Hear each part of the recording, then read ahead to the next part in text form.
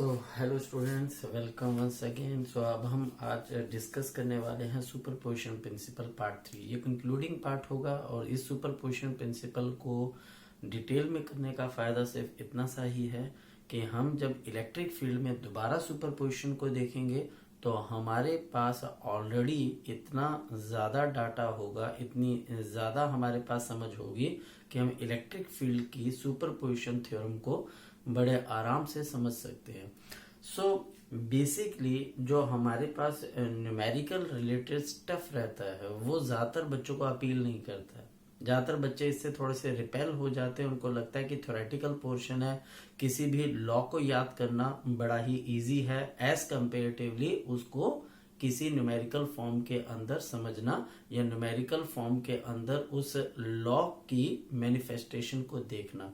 तो सबसे पहले अगर मैं आपसे बात करूं तो physics is all about the concept, law and the constant. सबसे पहले तो ये समझिए कि फिजिक्स का मतलब हमारे पास है कि क्या क्या हमारे पास कॉन्सेप्ट है। जैसे फोर्स एक कॉन्सेप्ट है, मोमेंटम एक कॉन्सेप्ट है, हमारे पास वेलोसिटी एक कॉन्सेप्ट है, और लॉ जो होते हैं वो हमारे पास इन कॉन्सेप्ट को अपने अंदर एम्बेडेड, अपने अंदर रख लेते हैं।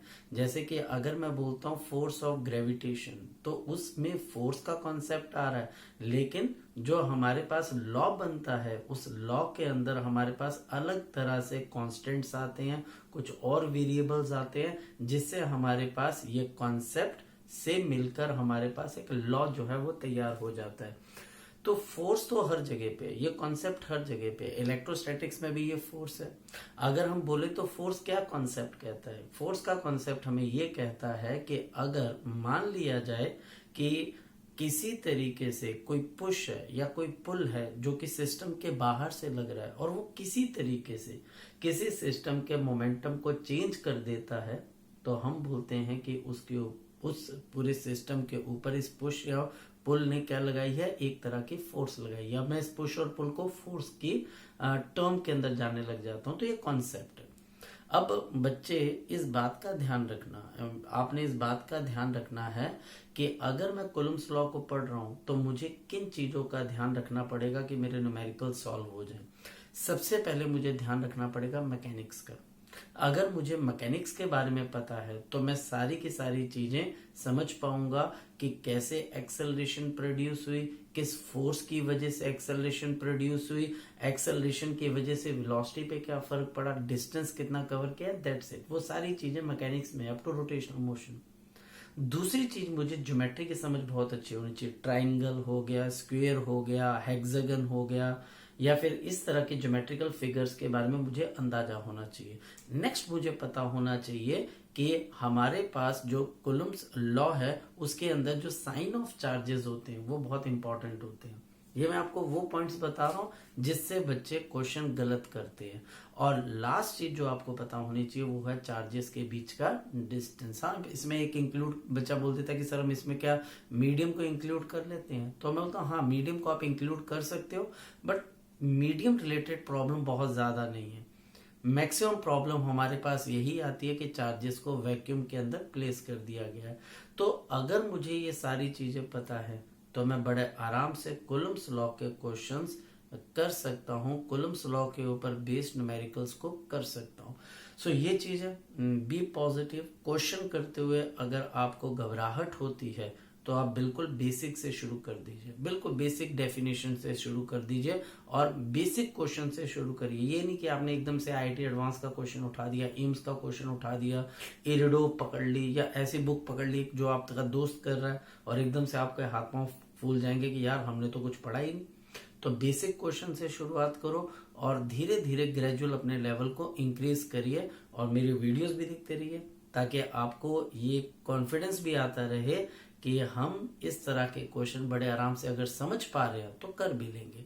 सो हमने जो पिछली बार तक किया था, हमारी डिस्कशन थी जो लास्ट पॉइंट की अगर मैं बात करूं चार्जेस के इक्विलिब्रियम की थी, कि हमारे पास दो सिचुएशन आई थी कि ये मेरे पास है एक पॉजिटिव पोलैरिटी, ये भी मेरे पास एक पॉजिटिव पोलैरिटी है, या ये दोनों नेगेटिव होंगे, इक्विलिब्रियम पॉइंट बीच में कहीं पर होगा।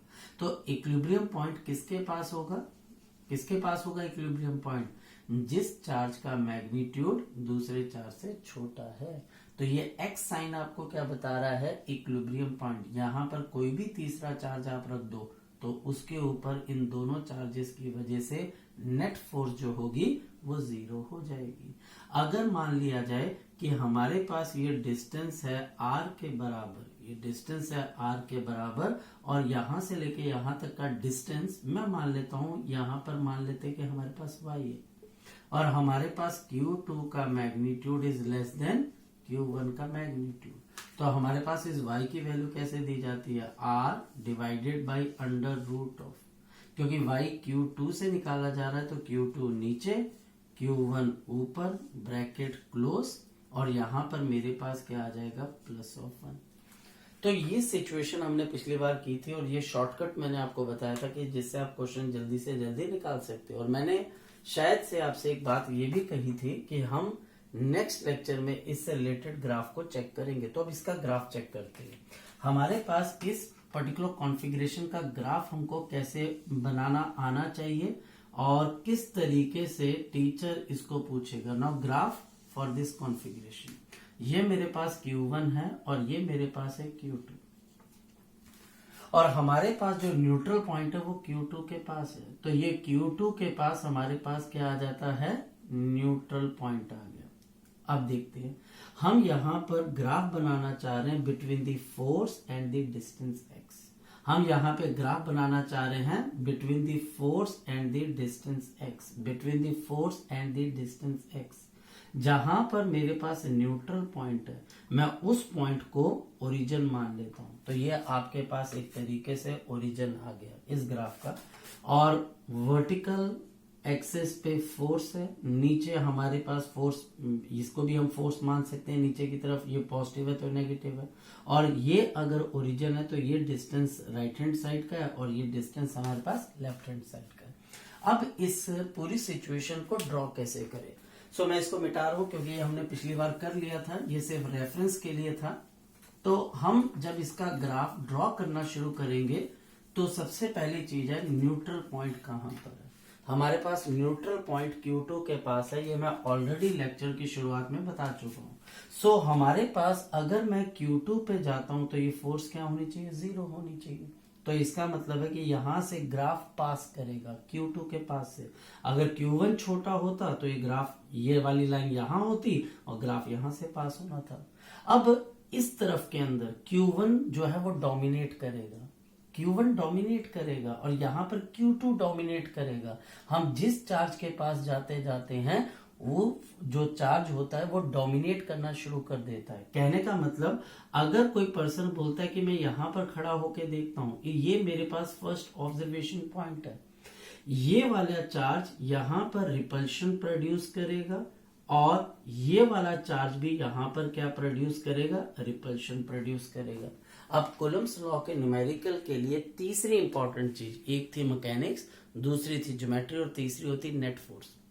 आपको फोर्सेस जितनी भी होती हैं उनको आपस में वेक्टर एडिशन करना आना चाहिए। अगर आपको नहीं पता लग रहा, पहले तो दो फोर्सेस के साथ काम करना इतना मुश्किल नहीं है, लेकिन अगर फोर्सेस इतनी सिंप्लीफाइड नहीं आती है तो आप कंपोनेंट बना लो। याद रखना, मैक्सिमम जो क्वेश्चन कॉम्पिटिटिव एग्जाम में पूछे जाते हैं उनके अंदर स्टेप्स जो होते हैं वो एक दूसरे से कैंसिल होती हैं। जो फोर्सेस के कंपोनेंट्स होते हैं वो कैंसिल हो जाते हैं। सो हमारे पास ये फोर्स जो है वो एक दूसरे को कैंसिल करने की कोशिश कर रही है, लेकिन जो Q2 की फोर्स है, जो हमारे पास Q2 की फोर्स है वो हमारे पास वीक है, और जो Q1 की फोर्स है वो हमारे पास स्ट्रांग है, क्योंकि हम Q1 के पास बैठे हुए हैं। जिस फोर्स से डिस्टेंस कम होगा, force is inversely proportional to 1/r²। हम जिस भी चार्ज के पास बैठेंगे वहां से डिस्टेंस कम होगा, डिस्टेंस कम होगा तो उसकी फोर्स ज्यादा हो जाएगी। तो यहां पर मेरे पास Q1 की फोर्स बड़ी है और Q2 की छोटी, तो ये डोमिनेट करेगी। यानी कि Q1 से लेके न्यूट्रल पॉइंट तक आपके पास Q1 की फोर्स राइट हैंड साइड के ऊपर जो होगी वो डोमिनेट करेगी। अगर मैं राइट हैंड साइड को पॉजिटिव ले लेता हूं तो यहाँ पे ग्राफ आपके पास ऐसे आ जाएगा।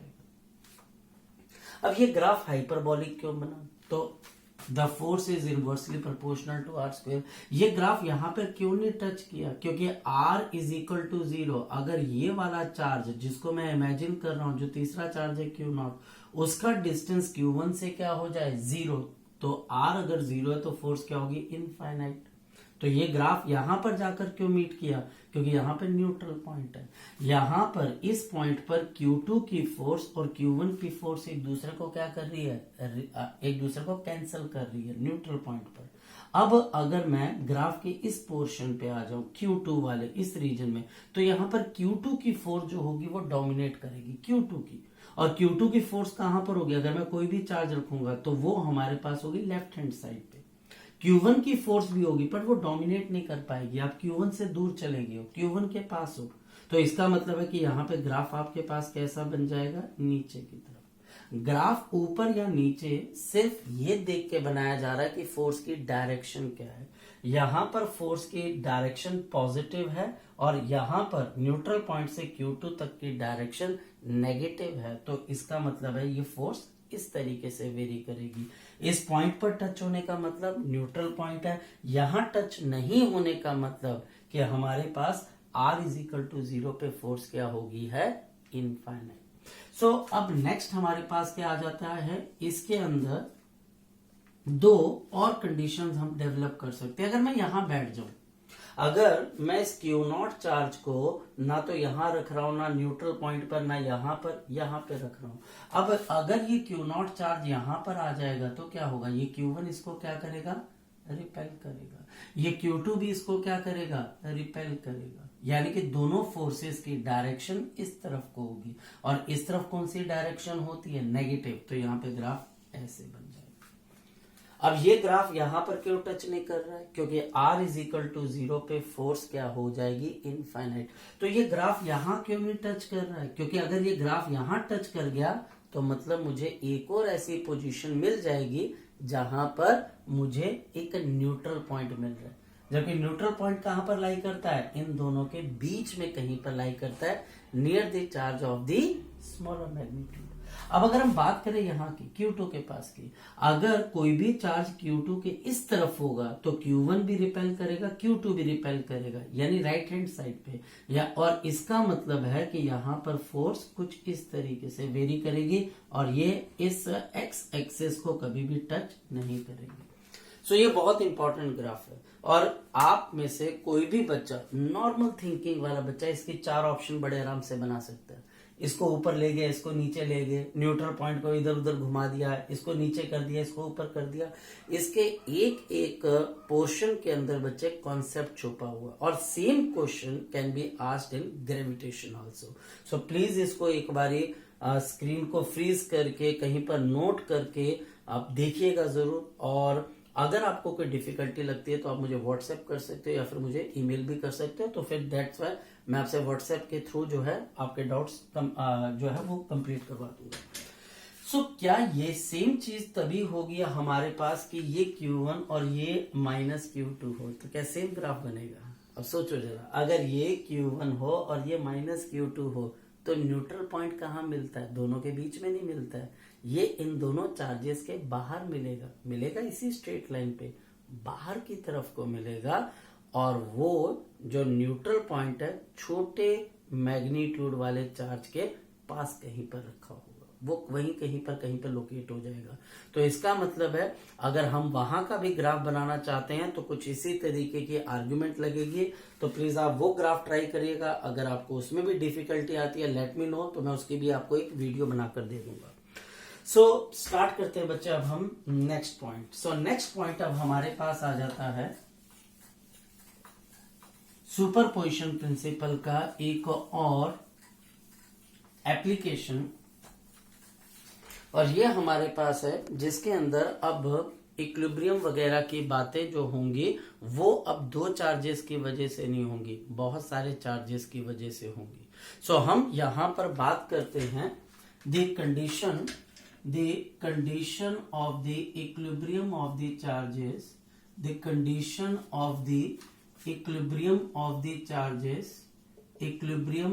the charges या फिर charge due to the symmetrical charge distribution, due to the symmetrical charge distribution, ये कॉमन सेंस के ऊपर बेस्ड आपके पास न्यूमेरिकल होगा, बिल्कुल कॉमन सेंस के ऊपर बेस्ड होगा। अगर हम में थोड़ी सी भी कॉमन सेंस है तो हम इस क्वेश्चन को बड़े आराम से टैकल कर सकते हैं, सिर्फ आपको सिमेट्री देखनी पड़ेगी।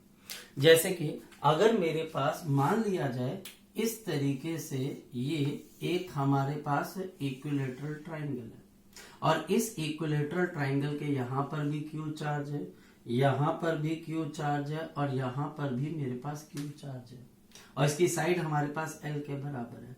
हमारे यहाँ पर इस ट्राइंगल के ठीक यहाँ पर बीच में कहीं पर मैंने क्यू नॉट चार्ज को प्लेस कर दिया और ये पॉजिटिव है, तो क्या इस पे जीरो फोर्स हो सकती है? देखो मैं बात कर रहा हूं हो सकती है। तो पहले अगर हम देखते हैं कि Q और Q नॉट, ये हमारे पास इस Q नॉट को रिपेल करेगा नीचे की तरफ। Let this force be equal to F1। ये Q इस Q नॉट को रिपेल करेगा। Let this force be equal to आपके पास F2। ये Q इस Q नॉट को रिपेल करेगा। Let this force be equal to F3। अगर ये तीनों फोर्सेस लेमिस थ्योरम को फॉलो कर जाती हैं, अगर ये तीनों की तीनों फोर्सेस लेमिस थ्योरम को फॉलो कर जाती हैं तो तीनों का वेक्टर सम जीरो हो जाएगा। तो ये क्यू नॉट किसके ऊपर आ जाएगा? इक्विलिब्रियम पे। तो ये सब्जेक्टेड टू द कंडीशन होगा। सो हमारे पास if F1 plus of F2 plus of F3 is equal to zero, ये जीरो के बराबर आ जाए अंडर दी लेमिस थ्योरम। यह हमारे पास लेमिस थ्योरम के हिसाब से अगर इक्विलिब्रियम पे आ जाएगी तो मैं क्या बोलूंगा कि ये चार्ज की नॉट किस पे है? इक्विलिब्रियम पे है, तो नेट फोर्स जीरो हो जाएगी। नेक्स्ट, अगर मान लिया जाए कि मेरे पास यहां पर इस तरीके से चार्जेस स्क्वायर के ऊपर है, ये चार्ज है मेरे पास क्यू, तो ये भी क्यू, ये मेरे पास है -2q, तो ये भी मेरे पास -2q, और ठीक इसके सेंटर पे मैंने एक चार्ज प्लेस कर दिया, मान लेते हैं चलो -q0। बच्चा बोलता है यार आप हमेशा q0 लेके बैठ जाते हो, तो वहां पर एग्जामिनर ने पूछ लिया माइनस और हमारी जो है समझ में नहीं आया क्वेश्चन कैसे करना था, तो -q0 ले लेते हैं। अब देखो सिमेट्री का मतलब क्या है। पहली बात, ये q0 इन चारों चार्जेस से इक्वल डिस्टेंस पे। मैं कैलकुलेशन नहीं करूंगा कोई भी, मैं सिर्फ आपको बताऊंगा क्वेश्चन हैंडल कैसे करना है। अब ये Q और ये Q देखो सिमेट्रिकल लोकेटेड है, इससे सिमेट्रिकल, और दोनों का नेचर भी सेम है और मैग्नीट्यूड भी सेम है। तो जितनी फोर्स से ये Q इसको अट्रैक्ट करेगा उतनी ही फोर्स से ये Q इस Q0 को अट्रैक्ट करेगा। तो हमारे पास अगर ये फोर्स है F1 और ये आ गई F2, तो सिमेट्री से ये दोनों फोर्सेस एक दूसरे को क्या करगी? कैंसिल करगी। इसी तरीके से ये -2q, ये -2q। अब इन दोनों के बीच की जो फोर्स होगी वही इन दोनों के बीच की फोर्स भी होगी, याद रखना, क्योंकि -2q -2q Q0 तो कॉमन है ही है, डिस्टेंस भी सेम है। मैंने आपको यही बात बोली है, कूलम्ब्स लॉ अगर करना है, मैकेनिक्स, ज्योमेट्री, साइन, डिस्टेंस, इन चीजों को थोड़ा, और नेट फोर्स, इन चीजों को दिमाग में रखो। कूलम्ब्स लॉ का कोई एक न्यूमेरिकल अड़ने नहीं वाला, थोड़ा सा ध्यान रखो, सारे क्वेश्चन हो जाएंगे। सो ये हमारे पास -2q इस -q0 को रिपेल करेगा फोर्स F3 से, और ये -2q भी इस Q0 को इतनी ही फोर्स से रिपेल करेगा। मैं नाम अलग अलग क्यों लिख रहा हूं? ताकि हमारे पास क्या हो जाए, इनकी डायरेक्शन का आपको अंदाजा हो जाए कि एक अपवर्ड है तो एक डाउनवर्ड है, तब करके नाम अलग अलग लिख रहा हूं, लेकिन मैग्नीट्यूड फोर्सेस का सेम है। तो क्या होगा, ये F1 इस F2 को कैंसिल कर देगा, ये F1 F2 को पूरी तरह से कैंसिल कर देगा और F4 F3 को कैंसिल कर देगा। नेट फोर्स क्या आ जाएगी हमारे पास? जीरो हो जाएगी। तो ये लॉजिक आप अलग अलग जगहों पर लगा सकते हो, लेकिन आपको थोड़ा सा ध्यान देना पड़ेगा। देखो मैं बताता हूं कैसे। अगर मान लिया जाए कि यहां पर देखिए, मैं मिटाने लगा हूं लेकिन मैं आपसे डिस्कस करना, अगर यहां पर -2q का चार्ज आ जाए तो क्या इक्विलिब्रियम एस्टेब्लिश हो पाएगा? तो बिल्कुल भी नहीं हो पाएगा। यहां से तो इक्विलिब्रियम सेटल हो गया, ये इस डायरेक्शन में कोई फोर्स नहीं लगेगी, लेकिन अब इसकी रिपल्सिव फोर्स स्ट्रांग होगी और इस माइनस क्यू और इस क्यू नॉट की रिपल्सिव फोर्स थोड़ी सी वीक हो जाएगी। तो अब इस क्यू नॉट पे इस -2q की वजह से नीचे की तरफ एक नेट फोर्स लगेगी। तो सिमेट्री का मतलब ये है, समझना है। सो हमारे पास जब भी सिचुएशन आती है तो आपको सिमेट्री का जरूर ध्यान रखना है, तो आप क्वेश्चन कर पाओगे। सो नेक्स्ट हमारे पास आ जाता है हेक्सागन। तो ये हमारे पास यहाँ पर आ गया हेक्सागन, और इस हेक्सागन के अंदर ये चार्ज है मेरे पास Q, ये चार्ज भी मेरे पास आ गया Q, ये मेरे पास चार्ज है -2q, दिस इज -2q, और ये मेरे पास है 3q, और ये मेरे पास आ गया ये भी 3q। अब अगर बोला जाए कि यहां पर इसके सेंटर पे मैंने Q0 चार्ज को रखा हुआ है, तो इस Q0 पे नेट फोर्स कितनी लगेगी, तो मुझे सिमेट्री देखनी पड़ेगी। अगर तो सिमेट्री है चार्जेस की distance wise, magnitude wise, sign wise, अगर सिमेट्री है तो नेट फोर्स 0 हो जाएगी। पेयर देखो बन रहे कि नहीं बन रहे हैं, यानी कि ये Q इस Q0 को रिपेल करेगा, ये Q भी इस Q0 को रिपेल करेगा। सेम फोर्स के डिफरेंट फोर्स सेम है, direction 180 degree out of phase है, तो ये एक दूसरे को कैंसिल कर देंगे। ये 3q रिपेल करेगा, ये 3q भी इसको सेम फोर्स से रिपेल करेगा, कैंसिल आउट। ये -2q अट्रैक्ट करेगा, तो ये -2q भी अट्रैक्ट करेगा, कैंसिल आउट। तो इसमें कुल मिलाकर हमारे पास 6 फोर्सेज जनरेट हुई, और 6 का सम पेयर्स में एक दूसरे के साथ क्या हो गया, कैंसिल आउट हो गया। ऐसे टीचर आपको सर्कल बनाकर दे देगा, लेकिन सुपरपोजिशन की प्रॉपर्टी का ध्यान रखना, दो चार्जेस के बीच की फोर्स तीसरे चार्ज से अफेक्ट नहीं होती है।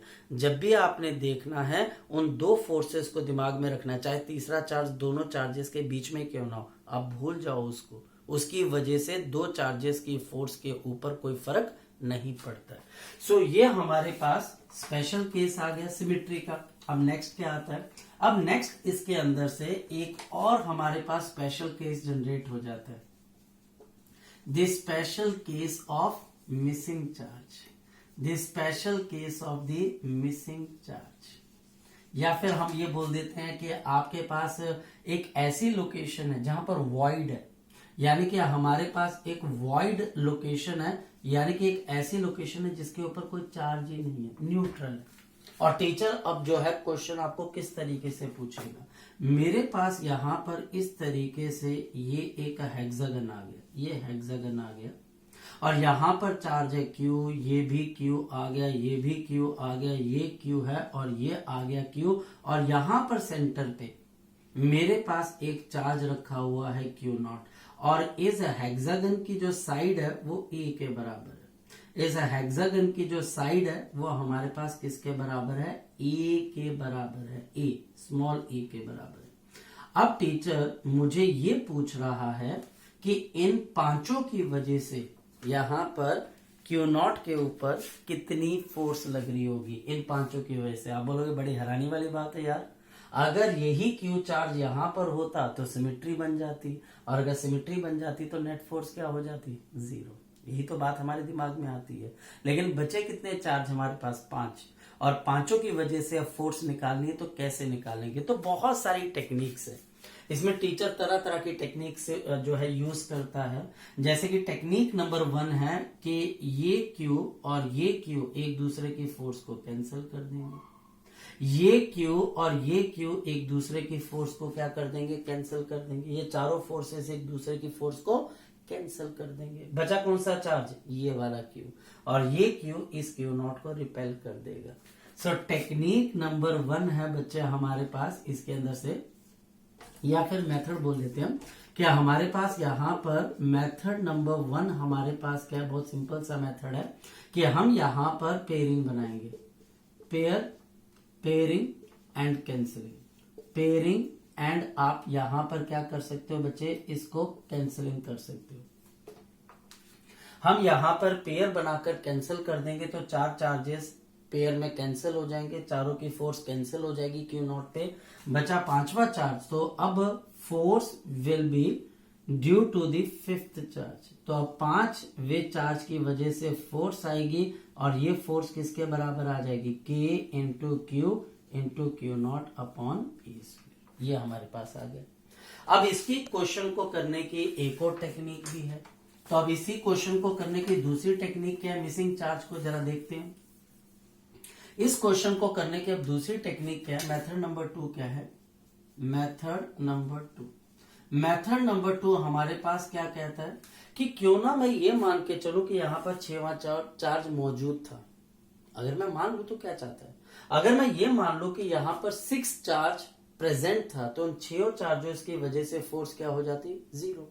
तो हम यहां पर अब इस मेथड का नाम है imaginary charge, imaginary identical charge.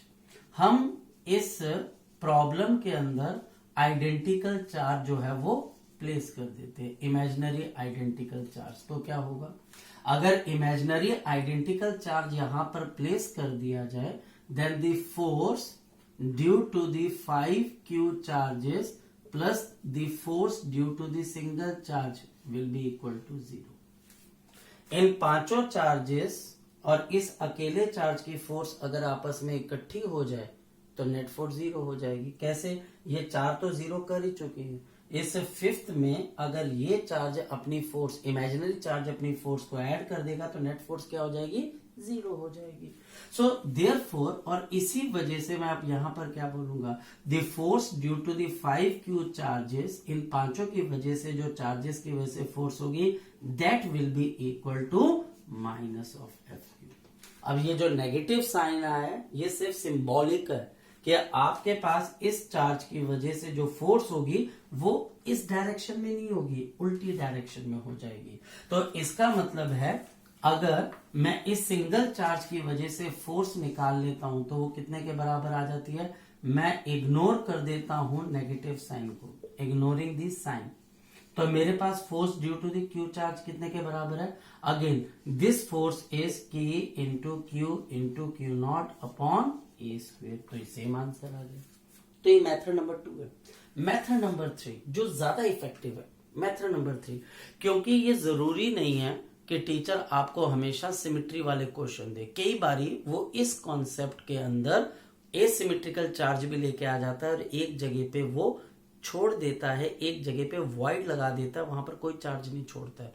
तो उस केस के अंदर तो ये दोनों के दोनों मेथड काम नहीं आएंगे क्योंकि वहां पर फोर्सेस एक दूसरे से कैंसिल नहीं हो रही होंगी। तो हमारे पास जो नेक्स्ट टेक्निक है वो नेक्स्ट टेक्निक हेल्प करती है कि आप मुश्किल क्वेश्चन भी कर पाए, और हमारे पास इसको हम बोलते हैं method number 3। Now this is method number 3। Method number 3 हमारे पास क्या बोलता है कि आपके पास जो न्यूट्रल जगह है, whatever the neutral thing is there, आपके पास जो न्यूट्रल पॉइंट है, क्योंकि जहां पर चार्ज नहीं है वो न्यूट्रल ही तो हुआ, जो न्यूट्रल जगह है उसको आप मान सकते हो कॉम्बिनेशन। किसकी कॉम्बिनेशन मैं मान सकता हूं, combination of plus Q and minus Q. कैसे, प्लस क्यू माइनस क्यू क्या होता है, 0 ही चार्ज था तो अभी भी 0 ही चार्ज है। तो इस कॉन्सेप्ट के अंदर, इस पर्टिकुलर मेथड के अंदर हमारे पास क्या आता है कि ये हेक्सागन है, ये मेरे पास आ गया क्यू, ये भी क्यू और ये भी आ गया क्यू।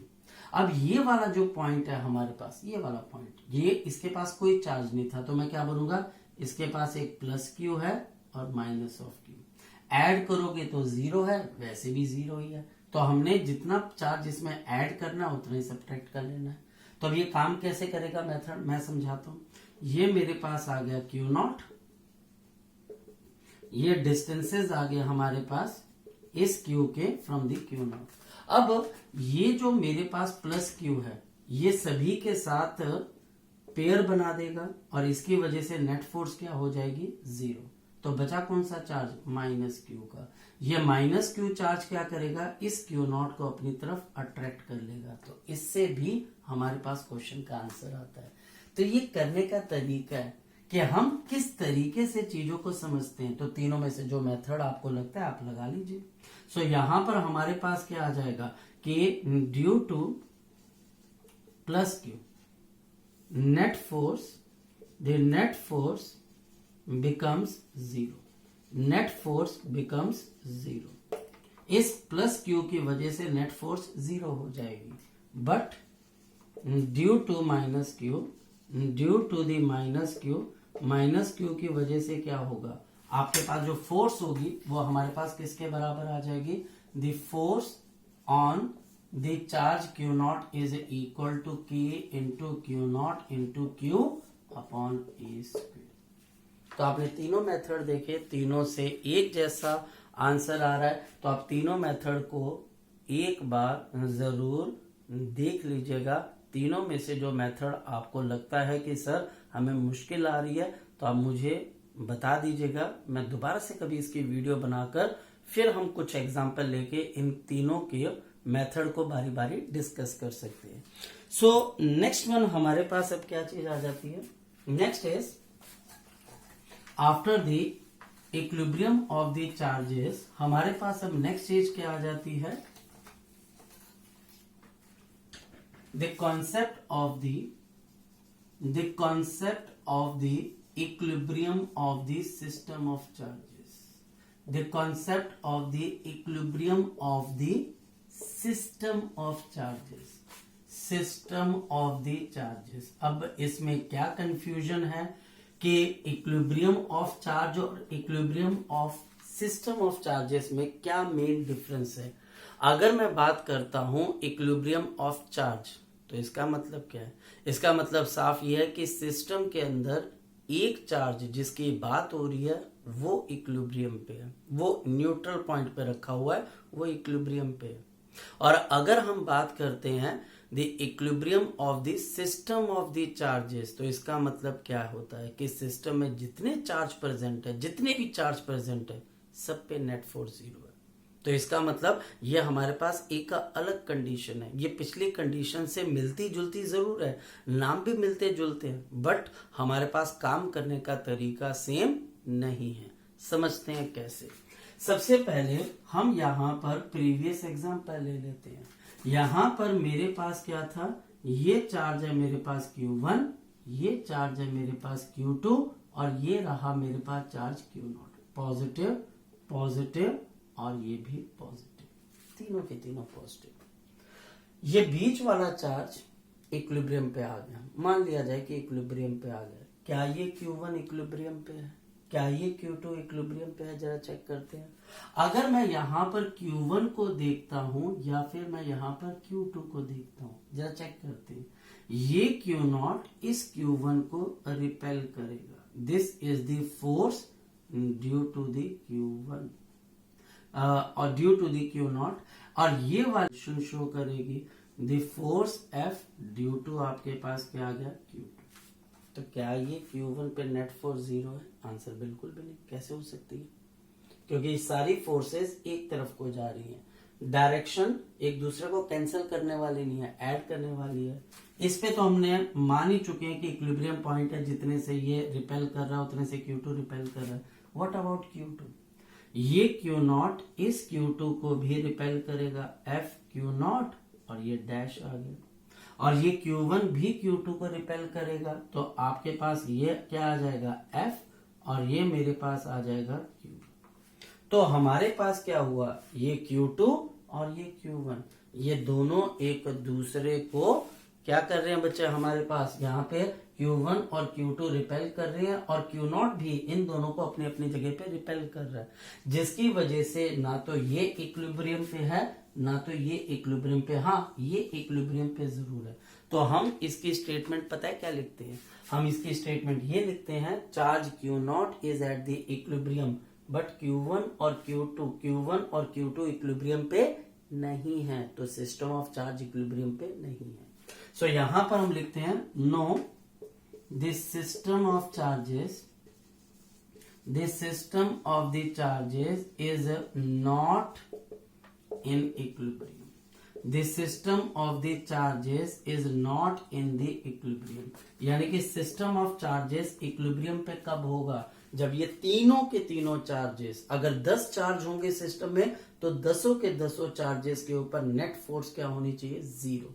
सभी पे, not a single one left out, कोई भी एक जो है उसमें से छूटना नहीं चाहिए, सभी पे नेट फोर्स 0 होनी चाहिए। तो यहाँ पर सिंगल पे तो 0 है, साइड पे 0 नहीं है, तो ये सिस्टम ऑफ चार्जेस आपके पास इक्विलिब्रियम पे नहीं है। तो अब कैसे होगा इक्विलिब्रियम पे, जरा अंडरस्टैंड करते हैं। तो कॉन्सेप्ट नंबर 1 ये आ जाता है, कॉन्सेप्ट नंबर 1 हमारे पास यहाँ पर बहुत इंपॉर्टेंट है। कॉन्सेप्ट नंबर 1 हमारे पास ये आ जाता है कि the corner charges should be of same polarity, ये पहली चीज है, should be of the same polarity. यानी कॉन्सेप्ट नंबर 1 ये कहता है कि ये Q1 या तो प्लस Q1 होना चाहिए और प्लस Q2 होना चाहिए, या फिर ये माइनस Q1 होना चाहिए, या फिर ये मेरे पास माइनस Q2 होना चाहिए। ये पहला पॉइंट है। यानी कि इनके बीच में हमारे पास जो भी डिस्टेंस R है उनके हिसाब से बच्चे हमारे पास यहाँ पर Q1 ये प्लस है, ये भी प्लस है, ये माइनस है, ये माइनस है, ये और की condition.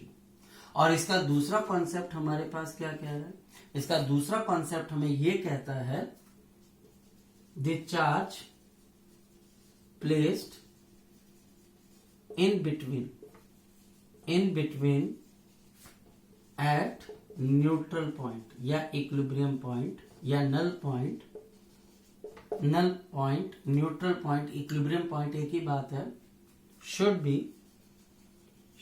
B of opposite polarity, यानी कि जो इन दोनों के बीच में हम चार्ज को रखते हैं उसकी पोलैरिटी इन दोनों से अलग होनी चाहिए। अगर हम सिस्टम ऑफ चार्जेस को इक्विलिब्रियम पे रखना चाहते हैं, जैसे ये प्लस Q1 ये प्लस Q2, तो हम सबसे पहले तीसरे चार्ज को रखेंगे कहां पर, जो नल पॉइंट होगा। नल पॉइंट किसके पास होगा, जिस चार्ज का मैग्नीट्यूड छोटा होगा। तो मान लेते कि Q2 का मैग्नीट्यूड छोटा है, तो आप जब तीसरे चार्ज को यहां पे रखोगे तो वो चार्ज अगर माइनस Q0 का होगा तो खुद भी इक्विलिब्रियम पे होगा, ये दोनों भी इक्विलिब्रियम पे आ जाएंगे। खुद चेक करके देख लीजिए, ये हमारे पास माइनस ऑफ Q0 इस Q1 को क्या करेगा, अट्रैक्ट करेगा, और ये प्लस Q2 इस Q1 को क्या करेगी, हमारे पास रिपेल कर जाएगी, force due to the Q2। तो नेट फोर्स 0 होने के चांसेस है। ऐसे ही सेम केस यहां पर भी आ जाएगा, ये प्लस माइनस ऑफ Q0 इस प्लस Q2 को अट्रैक्ट करेगी, F आपके पास क्या आ जाएगा, Q0 डैश, और ये प्लस Q1 इस Q2 को रिपेल करेगा, F ऑफ आपके पास क्या आ गया, Q1। सेंटर वाला तो इक्विलिब्रियम पॉइंट पे है ही है, वो हमें पता है। तो अब ये सिस्टम ऑफ चार्जेस इक्विलिब्रियम पे आ गया, सिस्टम ऑफ चार्जेस। और अगर दोनों चार्जेस नेगेटिव होंगे तो सबसे पहले इन दोनों चार्जेस के बीच में से किस चार्ज का मॉड या मैग्नीट्यूड छोटा है उसको जस्टिफाई करेंगे, वहां पर हमारे पास न्यूट्रल पॉइंट होगा। और तीसरा चार्ज कैसा लेना पड़ेगा, जो तीसरा चार्ज होगा वो मुझे पॉजिटिव का लेना पड़ेगा, तब जाकर ये खुद भी इक्विलिब्रियम पे होगा और ये दोनों वाले चार्जेस भी खुद किस में होंगे, इक्विलिब्रियम पे होंगे। तो ये अंडरस्टैंड करने वाली चीजें, ये समझने वाली चीजें। टीचर आपको वर्ड्स में समझा देगा कि उसकी रिक्वायरमेंट क्या है, चार्ज को इक्विलिब्रियम पे लेके आना है या सिस्टम ऑफ चार्जेस को इक्विलिब्रियम पे लेके आना है। सो हमारे पास यहाँ पर इस प्लस Q की वजह से इसको अट्रैक्शन होगी, ये इसको रिपेल करेगा, ये प्लस Q इस माइनस Q2 को अट्रैक्ट करेगा, और ये माइनस Q1 इस प्लस माइनस Q2 को रिपेल करेगा। तो साफ सिचुएशन समझ में आती है कि अब तीनों चार्जेस पे नेट फोर्स क्या आ जाती है, 0 आ जाती है। तो दो कॉन्सेप्ट है, कॉर्नर के चार्जेस का सेम पोलैरिटी का होना जरूरी है, और बीच के इक्विलिब्रियम पॉइंट के ऊपर रखे गए चार्ज की जो पोलैरिटी है वो कॉर्नर चार्ज से अलग होनी चाहिए। कॉर्नर वाले पॉजिटिव तो ये नेगेटिव, कॉर्नर वाले नेगेटिव तो ये पॉजिटिव होनी चाहिए। अब बात करते हैं हम नेक्स्ट पॉइंट की। सो नेक्स्ट पॉइंट हमारे पास यहाँ पर एक क्वेश्चन आ जाता है, हम क्वेश्चन के थ्रू समझते हैं कि किस तरीके से टीचर आपको यहाँ पर क्वेश्चन पूछेगा। हमारे पास क्वेश्चन बहुत सिंपल है, कि मेरे पास यहां पर चार्ज आ गया Q का प्लस Q का, और हमारे पास यहां पर चार्ज आ गया अगेन प्लस Q का। इन दोनों के बीच का डिस्टेंस मेरे पास R के बराबर है। अब टीचर हमारे पास क्या बोलता है, what is the value of third charge, what is the value of the third charge की ऐसी क्या वैल्यू होगी, so that this system of the charges is in equilibrium. System of charges, किसी चार्ज की बात नहीं हो रही है, सिस्टम ऑफ चार्जेस की बात हो रही है कि सिस्टम ऑफ चार्जेस हमारे पास किस में होना चाहिए, इक्विलिब्रियम पे होना चाहिए। तो शुरू करते हैं इस कॉन्सेप्ट के ऊपर बेस्ड इस न्यूमेरिकल को। सबसे पहले क्योंकि ये भी Q है ये भी Q है, इक्वल है, तो इक्विलिब्रियम पॉइंट ठीक मिड पॉइंट पर आएगा। मिड पॉइंट पर क्यों, क्योंकि दोनों चार्जेस का मैग्नीट्यूड सेम है। जिसका मैग्नीट्यूड छोटा होता है उसके पास होता है, अगर दोनों का मैग्नीट्यूड इक्वल हो जाए तो किसके पास होगा, दोनों से इक्वल डिस्टेंस के ऊपर हो जाएगा। तो इसका मतलब सबसे पहली चीज है, जो आपके पास थर्ड चार्ज है वो हमारे पास x का मान लेते हैं और वो यहां पर है, और वो इधर से r/2 डिस्टेंस दूर है और यहां से भी r/2 डिस्टेंस दूर है। रिमेंबर, मैं यहां पर कोई जर्नल केस नहीं बता रहा हूं, एक सिंपल सा न्यूमेरिकल डिस्कस कर रहा हूं, काम करने का तरीका बता रहा हूं कि सिस्टम ऑफ चार्जेस अगर इक्विलिब्रियम पे आते हैं तो क्या काम करना है। सो हमारे पास यहां पर इसका सोल्यूशन आ जाता है। अब इसका सोल्यूशन क्या है, ध्यान से देखते हैं। अगर टीचर बात करता है सिस्टम इक्विलिब्रियम की तो किस बात का ध्यान रखना है, रिमेंबर कॉन्सेप्ट क्या है, मैथमेटिकली आपको इसमें क्या काम करना है, ध्यान से देखिएगा। The force between the corner charges, आप इसको बराबर कर देंगे किसके साथ, the force between the one of the corner charge with the central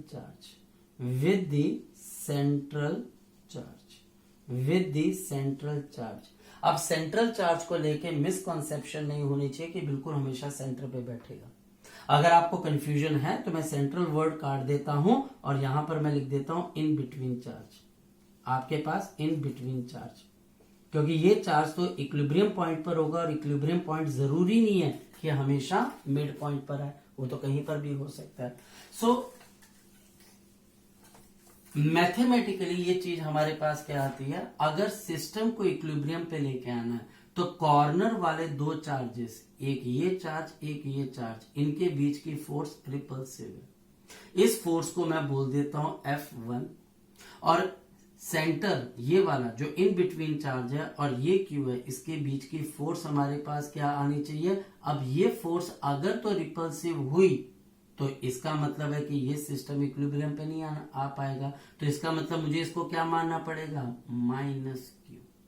तो जब मैं इसको -Q मान लूंगा तो ये आपके पास क्या आ जाएगी, यहां पर मेरे पास आ जाएगी अट्रैक्शन। यहां पर सबसे पहले आप इस चीज को लिखोगे, the central charge for this question is of opposite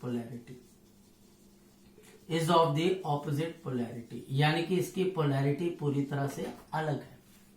इसकी पोलैरिटी बिल्कुल अलग होनी चाहिए। यहां से बताना आपने, सीबीएसई में यहां से बताना, शुरू में नहीं लेके बैठ जाना कि भैया वो नेगेटिव है, शुरू के अंदर नहीं करना। हाँ, कंपटीशन के अंदर ये बात आपको शुरू से पता होनी चाहिए, लेकिन सीबीएसई के अंदर आप एक स्टेप एक्स्ट्रा करोगे कि अगर ये नेगेटिव चार्ज नहीं होगा तो सिस्टम इक्विलिब्रियम पे नहीं आ पाएगा। सिर्फ इस वजह से एक स्टेप एक्स्ट्रा लेना है। सो अब हमारे पास क्या आ गया, ये फोर्स F1 है और ये फोर्स हमारे पास आ गई F2। सो कॉन्सेप्ट वाइज हमारे पास क्या आ गई, सेंट्रल जो आपके पास चार्ज की फोर्स है F2 और वो F1, ये दोनों आपस के अंदर क्या हो जानी चाहिए, सेम। तो सेंट्रल चार्ज की फोर्स F2 कितने के बराबर आ जाएगी, K into Q into X divided by हमारे पास क्या आ जाएगा, R/2 का होल स्क्वायर। और ये फोर्स जो सेंट्रल चार्ज और कॉर्नर चार्ज के बीच की है, इन दोनों फोर्सेस, इन दोनों की फोर्सेस की वैल्यू कॉर्नर वाली फोर्सेस के बराबर होनी चाहिए। तो कॉर्नर वाली का मतलब क्या आ जाएगा, K into Q square upon आपके पास क्या आ जाएगा, आर स्क्वेयर। सो मेरे पास क्या आ जाएगा, K Q square upon R square. तो ये हमारे पास कैंसिल हो जाएगी चीजें, और जब ये कैंसिल हो जाएगी तो हमारे पास क्या आ जाएगा, K से हमारे पास K और ये Q, सो ये एक Q चला जाएगा। So 4x upon R square is equal to Q upon R square से R square cancel, x is equal to Q by 4। But आप फाइनल आंसर कैसे दोगे, क्या फाइनल आंसर आप Q बाई 4 दोगे, नहीं। So therefore the charge is equal to minus of Q by 4, और ये हमारे पास क्वेश्चन का आंसर आ जाएगा। सो ये चीज दिमाग में रखना, कभी भी ऐसा क्वेश्चन आ जाए, the system of the charges in equilibrium, तो आपने इस सिस्टम के अंदर कोई भी कॉर्नर का एक चार्ज पकड़ लेना है, उस चार्ज के ऊपर की फोर्स को आपने जीरो करना, उसके ऊपर की फोर्स को आपने जीरो कर देना है। जैसे ही आप ऐसा कर दोगे तो आपका आंसर अपने आप आ जाएगा। और याद रखना कि हमारे पास फॉर एग्जांपल इस तरीके से स्क्वायर वाला केस आ जाता है ऐसे। अब टीचर बोलता है कि मेरे पास यहाँ पर Q है, ये भी Q है, ये भी Q है और यहाँ पर Q है, और बोलता है कि इस स्क्वायर के सेंटर पे आप कितना चार्ज रखो कि system of charges is in equilibrium. तो जो आप सेंटर पे चार्ज रखोगे वो पॉजिटिव का नहीं होगा, वो आपके पास माइनस Q नॉट का होगा, क्योंकि अगर आप सेंटर पे प्लस Q नॉट का चार्ज रखोगे तो सेंट्रल चार्ज तो इक्विलिब्रियम पे आ जाएगा, बट पूरा सिस्टम इक्विलिब्रियम पे नहीं आ पाएगा। तो अगर पूरे सिस्टम को इक्विलिब्रियम पे लेके आना है तो कॉर्नर वाले चार्जेस की पोलैरिटी सेम होनी चाहिए और सेंटर पे रखे हुए चार्ज की पोलैरिटी ठीक उससे उल्टी होनी चाहिए। सो ये एक इंपॉर्टेंट कॉन्सेप्ट है, प्लीज इसको थोड़ा सा दिमाग में रखिएगा। So next one is another concept regarding the superposition principle, और ये कॉन्सेप्ट है हमारे पास is the Coulomb force, Coulomb's force between two charges really depends on the medium, क्या दो चार्जेस के बीच की जो फोर्स है वो मीडियम पे सही पे डिपेंड करती है कि जो हम पढ़ते आ रहे हैं वो कहीं पर गलत है या उसमें कोई चीज ऐसी है जो कि हम कम समझ पा रहे हैं। तो यहां पर हम अब इस सुपरपोजिशन प्रिंसिपल को बिल्कुल डेप्थ से समझेंगे और ये समझेंगे कि कैसे जब हम दो चार्जेस के बीच में मीडियम को लेके आते हैं तो जो चार्ज फोर्स महसूस करता है नेट फोर्स वो उसको कम लगती है, लेकिन जो ओरिजिनल फोर्स है अभी भी वो उतनी ही लग रही है। सो इसको किस तरीके से समझे, मेरे पास ये Q1 चार्ज है और Q2 चार्ज है, इनके बीच का डिस्टेंस आ गया R, तो इनके बीच की फोर्स क्या हो जाती है, the force is equal to हमारे पास आ जाता है K into Q1 Q2 upon क्या आ जाता है R स्क्वायर, ये हो गया।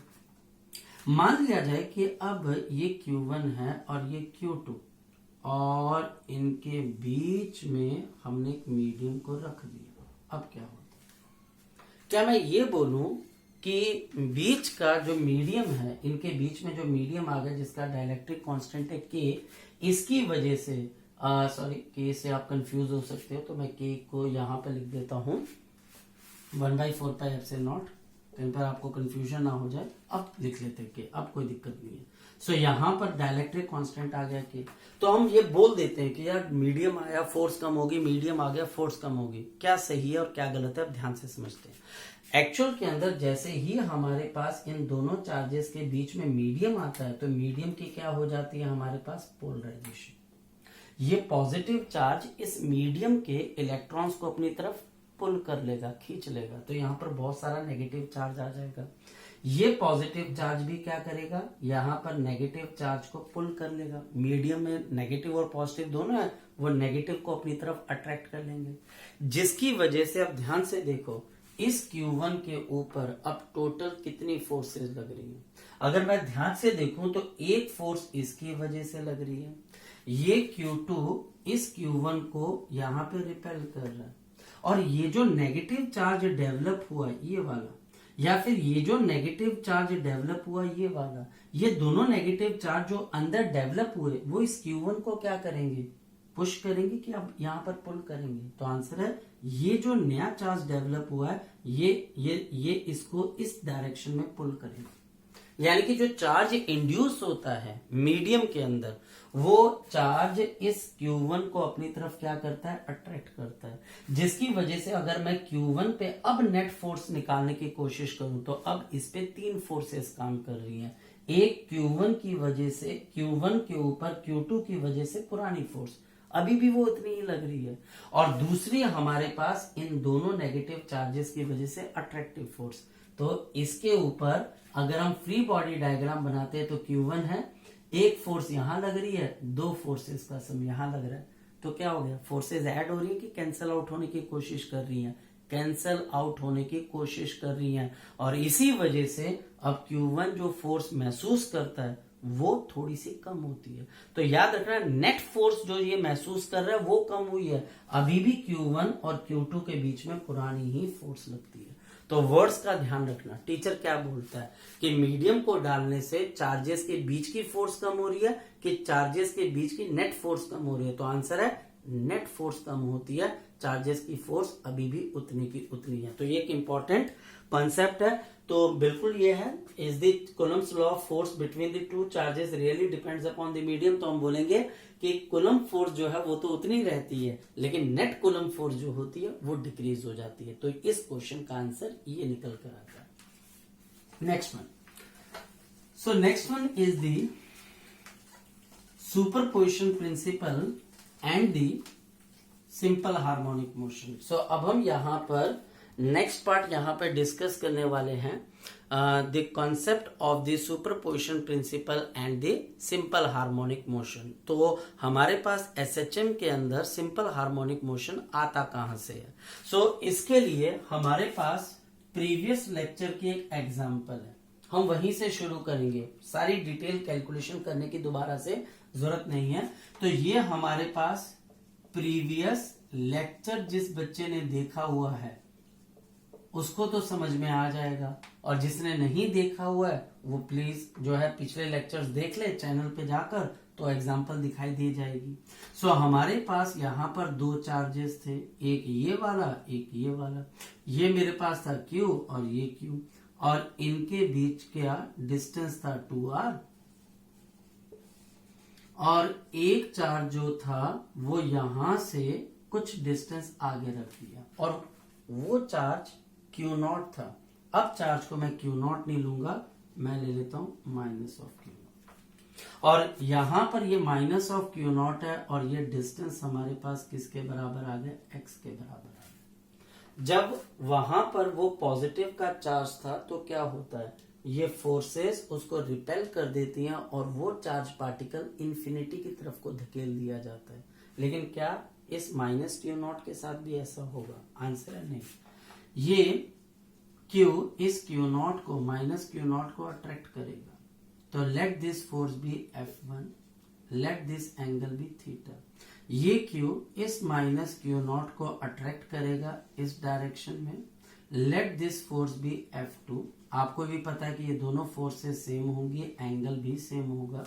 इन फोर्सेस के 2 कंपोनेंट बन जाएंगे। We have F2 cos of theta, F1 cos of theta. तो यहां पर मेरे पास आएगा F1 plus of F2 bracket cos of theta. ऊपर मेरे पास आ जाएगा F1 साइन ऑफ थीटा, नीचे की तरफ मेरे पास क्या आ जाएगा, F2 साइन ऑफ थीटा। तो ये 2 फोर्सेस एक के कंपोनेंट एक दूसरे को क्या कर देंगे, कैंसिल आउट। बचेगा कौन सा force, F1 plus F2 cos of theta. तो हमारे पास यहाँ पर जो फोर्स का कंपोनेंट सरवाइव करेगा वो कौन सा होगा, F1 plus of F2 into cos of theta. ये फोर्स का कंपोनेंट हमारे पास सरवाइव कर जाता है, और F1 और F2 कितने के बराबर है, F1 और F2 बराबर ही है। पिछली बार हमने निकाल कर देखा था इसको, this was equal to K into Q into Q0 divided by आपके पास आ जाएगा R square plus of X square. Previous video के अंदर हमने इसको डिस्कस किया था और मैंने बोला था कि बाद में इसकी एप्लीकेशन आएगी एसएचएम के अंदर। सो जो नेट फोर्स आ जाएगी, therefore the net force will be equal to, this will be equal to 2 multiplied by K into Q not divided by R square plus of X square, और cos theta की जगह मेरे पास क्या आ जाएगा, बेस अपॉन हाइपोटेन्यूज, तो x upon under root of R square plus of X square. तो जब हम इसको फर्दर सॉल्व करते हैं तो हमारे पास नेट फोर्स कितने के बराबर आ जाती है, therefore the net force comes out to be equal, ये 1/4 पे एप्सिलॉन नॉट है तो Q naught X divided by 2 pi epsilon not R square plus of X square की पावर क्या आ जाती है, 3/2। ये हमने कर लिया था। फिर हमने एक सिचुएशन की थी for the X much smaller than R, तो क्या होगा, उस सिचुएशन के अंदर हमारे पास जो नेट फोर्स निकल कर आई थी that is equal to Q naught X upon 2 pi epsilon not into are cube. तो प्लीज जिन बच्चों ने ये वीडियो नहीं देखी है प्रीवियस, वो जाकर देख ले, और जिन्होंने देखी भी हुई है अगर वो कुछ चीज भूल रहे हैं तो ये सारी की सारी चीजें हम पहले भी कर चुके हैं, एक्सेप्ट वन थिंग, वहां पर चार्ज पॉजिटिव था, वहां पर रिपल्शन हो रही है, और यहां पर क्या हो रही है, अट्रैक्शन हो रही है। और इस अट्रैक्शन की वजह से नेगेटिव चार्ज यहां पे रहेगा नहीं, ये नेगेटिव चार्ज पहुंच जाएगा सेंट्रल पॉइंट पर। अब सेंट्रल पॉइंट पर जैसे ये पहुंचेगा, ये क्यू और आप सेंट्रल पॉइंट पर हो, वो तो न्यूट्रल पॉइंट है, तो न्यूट्रल पॉइंट पर जब आप पहुंचोगे तो नेट फोर्स 0, और तब आप अपनी मोशन रोकोगे नहीं, आप क्या करोगे, पिछली मोशन कंटिन्यू करके आगे जाओगे according to the Newton first law, जो कि बोलता है अगर मान लिया जाए कि आप ऐसी जगह पहुंच जाते हो जहां पर फोर्स 0 है तो आप अपनी पिछली मोशन कंटिन्यू करोगे, ये नेगेटिव चार्ज यहां पहुंच जाएगा, फिर अट्रैक्शन लगेगी, ये वापस आएगा और सिस्टम क्या करना शुरू कर देगा, सिंपल हार्मोनिक मोशन करनी शुरू कर देगा। सो इसको मैथमेटिकली भी देखा जा सकता है। अगर हम मैथमेटिकली देखें तो फोर्स नेट का मतलब आ जाएगा मास इंटू एक्सेलरेशन, ये स्पेशल कंडीशन है, Q not into X upon 2 pi epsilon not into R cube. ये हमारे पास आ गई नेट फोर्स, और फोर्स को मैंने किसके बराबर लिख दिया, मास इंटू एक्सेलरेशन। मैंने लेक्चर की शुरुआत में भी बोला था कि फोर्स क्या है, फोर्स हमारे पास एक कॉन्सेप्ट है, जहां जहां ये कॉन्सेप्ट आता जाएगा आप उसको समझ सकते हो। इस कॉन्सेप्ट के ऊपर बहुत सारे लॉ बन सकते हैं, फोर्स ग्रेविटेशन भी है, फोर्स सेंट्रीपिटल भी है, फोर्स आपके पास जो है इलेक्ट्रोस्टैटिक्स भी है, फोर्स मैग्नेटिज्म की भी है, लेकिन सभी फोर्सेस के लॉज अलग अलग हैं, और आपको डिफरेंट लॉज के अंदर इस फोर्स की वैल्यू को किसके बराबर लिखना है, मास इंटू एक्सेलरेशन, ये न्यूटन का सेकंड लॉ। सो हम जब इसको मास इंटू एक्सेलरेशन लिख देंगे तो हमारे पास क्या सिचुएशन आ जाती है, मेरे पास एक्सेलरेशन किसके बराबर आ जाती है, we have Q into Q not, और यहां पर x divided by m into 2 pi m into 2 pi epsilon not into R Q, और the acceleration is bracket Q not upon 2 pi m epsilon not multiplied by 1 upon R cube multiplied by x। मैंने negative sign ignore किया क्योंकि आप इसको इस direction में खींच रहे हो तो साथ में नेगेटिव एक्सेलरेशन के साथ जो है एक्सेलरेशन के साथ नेगेटिव साइन आना चाहिए। सो एक्सेलरेशन हमारे पास इसका मतलब किसके बराबर आ गई, एक्सेलरेशन इस पूरे टर्म के बराबर आ गई Q not upon 2 pi m epsilon not are cube multiplied by x, ये एक्सेलरेशन आ गई। अब अगर हम +1 का सिंपल हार्मोनिक मोशन का चैप्टर सीखें तो सिंपल हार्मोनिक मोशन के चैप्टर के अंदर हमको क्या चीज पता लगती है, हमें यह पता लगती है द एक्सेलरेशन का magnitude is equal to omega square X के बराबर होता है। ये चीज acceleration is equal to omega square X +2 की नहीं है, +1 की है, हम सिर्फ उसको अप्लाई करना जानते हैं। सो इसका मतलब अगर मैं कंपेयर करूं तो मुझे क्या चीज समझ में आती है, अगर मैं कंपेयर करता हूं तो मेरे पास क्या आ जाएगी, omega square is equal to Q not upon 2 pi m epsilon not into R Q, और omega is equal to under root of Q not upon 2 pi m epsilon not R Q. और अगर हम time period निकालने जाएंगे 2 pi by T, तो omega आपके पास किसके बराबर है, 2 पाई बाई टी के बराबर। सो आपके पास टी की वैल्यू किसके बराबर आ जाएगी, the value of the T will be equal to, हमारे पास यहाँ पर टी ऊपर चला जाएगा, इसको नहीं तो अगर आप ऐसे लिख दीजिए 2 pi by T is equal to under root of Q not upon 2 pi m epsilon not into R cube. तो टी कहाँ पर चला जाएगा, ऊपर चला जाएगा, तभी सिंगल टी आए, तो कहीं पर कंफ्यूजन ना हो जाए इसलिए मैंने इसको डिटेल के अंदर ही लिख दिया।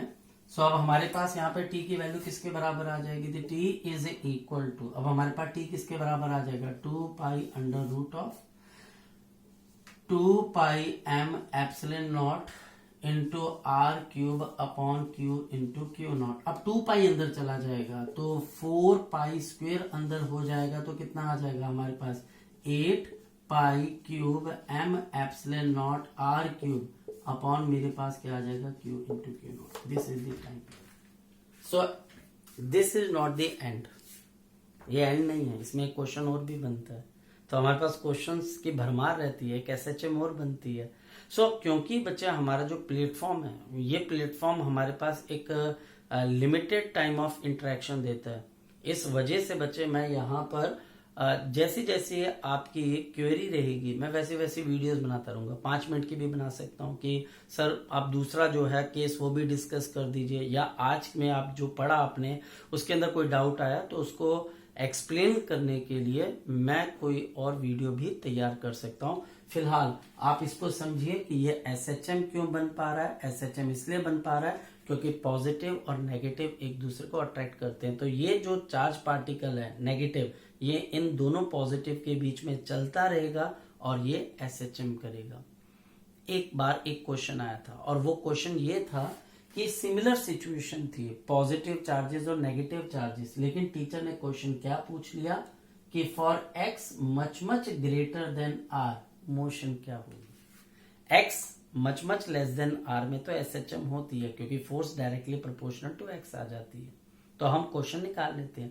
लेकिन अगर टीचर ये पूछ ले कि अगर x much much greater than r है और नेगेटिव चार्ज को मैं छोड़ता हूं तो क्या होगा, अब नेगेटिव चार्ज दूर तो जा नहीं सकता, आएगा तो पास ही।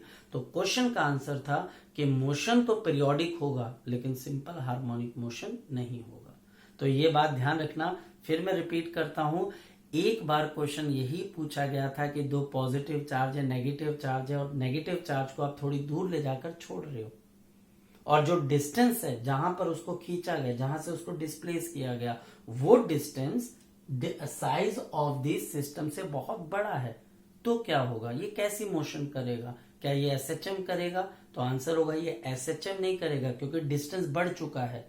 डिस्टेंस छोटा होगा तो ये SHM करेगा, लेकिन डिस्टेंस बढ़ चुका है तो ये SHM तो नहीं करेगा, पीरियोडिक जरूर करेगा। तो आप अब इससे रिलेटेड मैक्सिमम क्वेश्चंस डिस्कस कर सकते हो आप मेरे साथ। मैंने आपको तरीके बता दिए हैं कि किस तरीके से आप मेरे से कांटेक्ट कर सकते हो। तो नेक्स्ट लेक्चर मैं जल्दी आपके साथ इंटरेक्ट करूंगा। ये लेक्चर होगा regarding the continuous charge distribution. So जो भी चीजें मैं आपको करवा रहा हूं वो आपके बेस को बिल्ड करेगा। जल्दबाजी के अंदर मैं आपको हर एक चीज नहीं करवा रहा हूं, मैं हर चीज को आपको इस तरीके से लेके चल रहा हूं कि अगर आज आपने ये सारी चीजें कर ली हैं इक्विलिब्रियम वाली या SHM वाली, तो यकीन मानिए इलेक्ट्रिक फील्ड के क्वेश्चन आप देखते ही समझ जाएंगे कि आपको करना कैसे है। चलो, all the best for doing the numericals. Okay, bye bye.